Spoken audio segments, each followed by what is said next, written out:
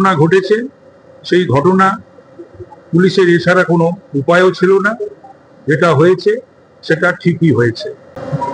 ভাবলে, পড়লে, শুনলে শিউরে উঠতে হয়। পশুর সঙ্গে ওদের তুলনা করা যায় না। পশুকে অপমান করা হয়। তারপরে তদন্তকারীদের সঙ্গে বেরিয়ে যখন ওই পুনর্নির্মাণের বিষয়, তখন পালানোর চেষ্টা, পুলিশের কাছ থেকে বন্দুক কেড়ে নেওয়া, এই সমস্ত বর্ন ক্রিমিনালদের তখন পুলিশ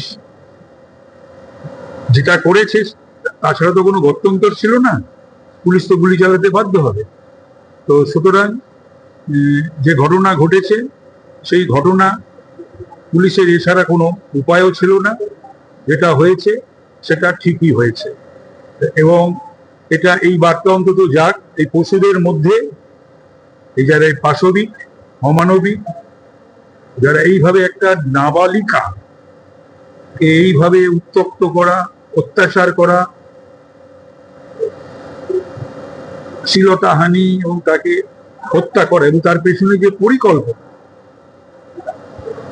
সুতরাং এর সঙ্গে প্রত্যক্ষ বা পরোক্ষভাবে যারা যুক্ত, আমাদের মাননীয় মুখ্যমন্ত্রীও বলেছেন একাধিকবার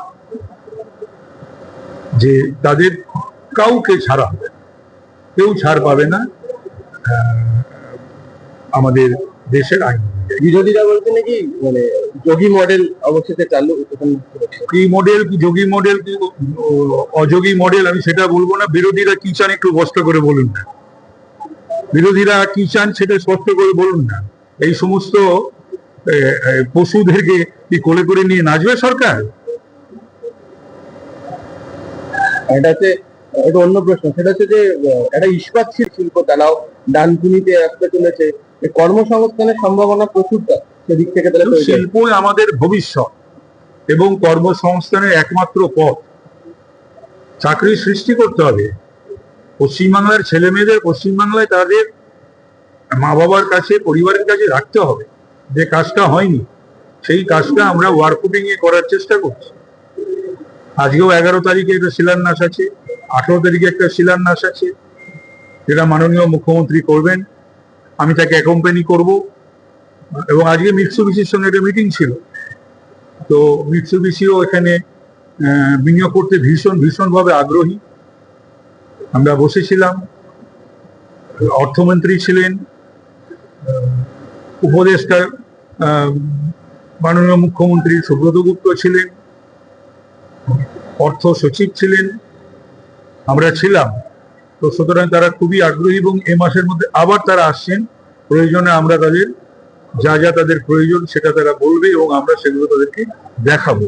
এবং মিৎসুবিশি খুবই আগ্রহী যে আজকে যে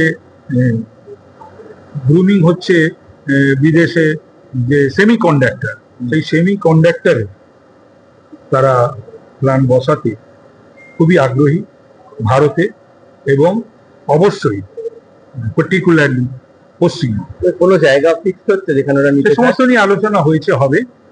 আমরাও তাদেরকে সে সমস্ত জায়গা বলেছি, তারাও সে সমস্ত দেখবে। তো সুতরাং তারপরে তো একটা সিদ্ধান্তে উপনীত হওয়া যাবে। ঠিক, থ্যাংক ইউ।